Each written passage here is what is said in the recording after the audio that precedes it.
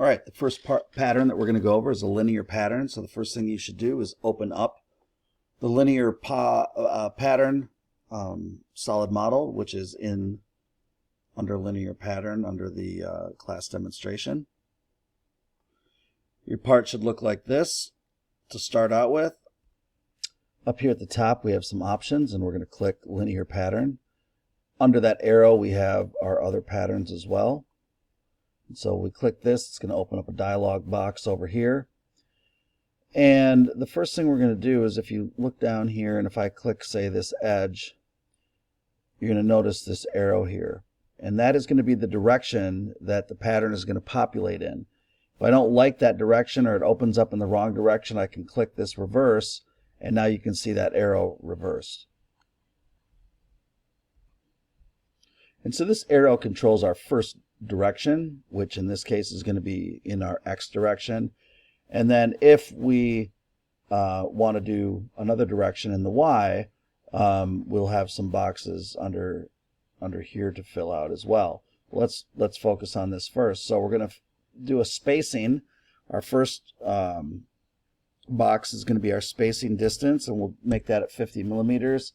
And we're going to do 5 instances.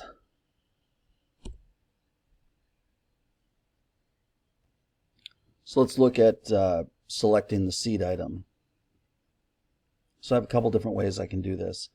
I need to kind of zoom in here, and under selecting features and faces, I can select my extrude, and then I would add these fillets. And now you can kind of see a preview of what we're going to get. I guess that reverted back to 2. But there's sometimes an easier way of selecting all that, and I can just delete these real quick. And one thing we have not used yet is this up here. We call it our flyout menu, or and what it does is it gives us another look at the feature tree.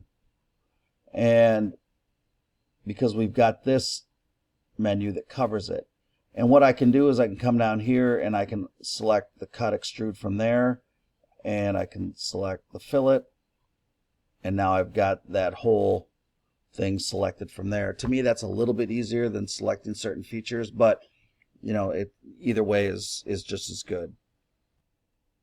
Let's select our Y direction now, or direction 2, and so here we're going to click on this drop down, and we're going to select a direction. So we need a surface or a line that basically defines what axis that we're moving in. So I'm going to select that. Again, I want to check the arrow and make sure we're going in the right direction. We are. This spacing is going to be 35 millimeters. And we're also going to do 5 instances in this direction as well. And so now you can see the pattern. If I were to go ahead and click the green check mark, all these would be cutouts of this first model, or that first seed. Let's look at a couple of other options first, though. If I come down here and I check my instances to skip, you can see it added a red dot for each one. And if we come up here and do a top view, I can click on here, and I can skip however many I want. And so a lot of times, especially with a plate like this, it's way easier to go ahead and create a pattern that covers the whole plate, and then I can come back and selectively remove some of the ones I want, rather than trying to create a pattern or trying to create individual instances, you know, around the spaces that I want.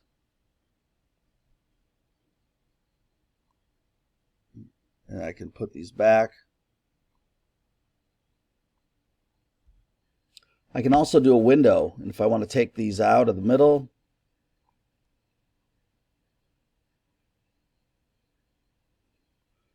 so it makes it really easy to manipulate.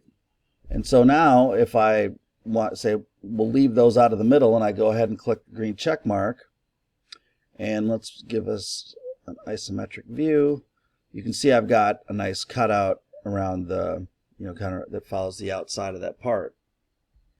You'll notice if you click on the pattern that the seed is always going to be in pink, and then the instances are going to be in blue. So it kind of lets you know which one, you can go in and edit if need be.